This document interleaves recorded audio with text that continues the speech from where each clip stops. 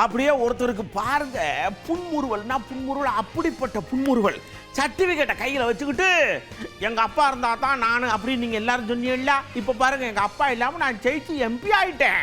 இனிமேல் என்னை யாரும் ஆட்டவும் முடியாது அசைக்கவும் முடியாது ஒன்றும் பண்ண முடியாது.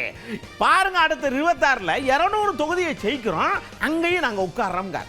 நடைபெறுகின்ற சட்டமன்ற தேர்தல் இதில் எங்கள் கூட்டணி குறிப்பாக அதிமுக தலைமையிலான தேசிய ஜனநாயக கூட்டணி மிகப்பெரிய வெற்றி பெறும்.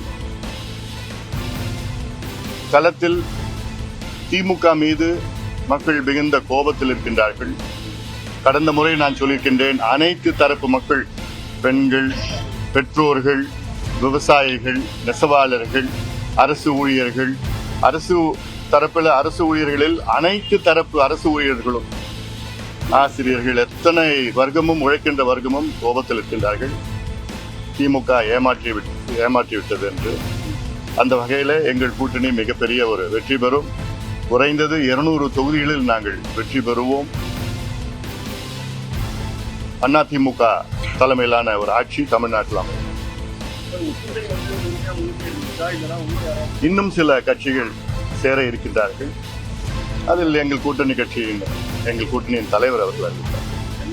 அதை அறிவிப்பாங்க அவங்க.